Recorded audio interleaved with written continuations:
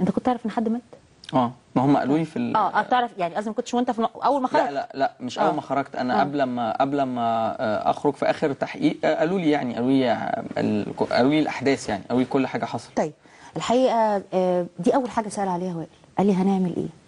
وفي ناس شرفاء ومشاهير في البلد ويمكن شايفين انه مش وقته ان هم يتكلموا في ده، بس اول ما عرفوا فكره الهجس او ان هو ممكن يساهموا بشيء لا لتهدئه الاوضاع ولا لتملق طرف على حساب طرف، انما حسوا بواجبهم انه الناس اللي ماتت دي ولادنا واخواتنا، وما كانش عندهم اي اطماع شخصيه، والصور اللي طلعناها امبارح بتقول كده.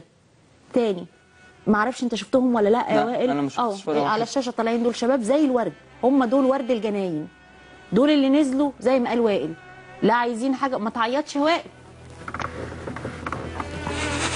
وائل ما تعيطش.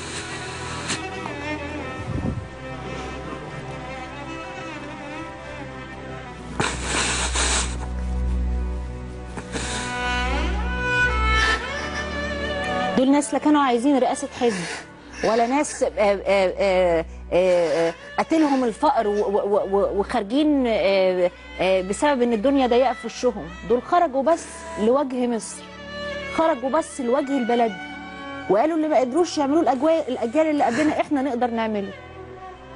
احنا مش نشطاء، احنا ما بنتمولش من حد، احنا عايزين نقول احنا بنحب البلد.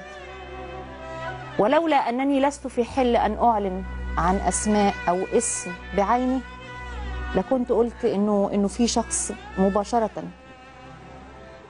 قال فكره التعويض المادي واللي ممكن يساند بشيء او بشكل ما موجود وجاهز، وما اقدرش اقول اكتر من كده لاني لست في حل من ذلك. انا عايز اقول لكل ام وكل اب بجد فقد ابنه،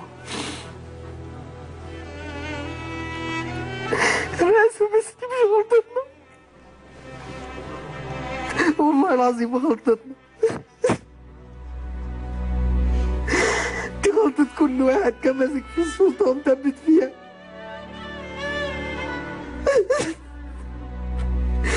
عايز امشي.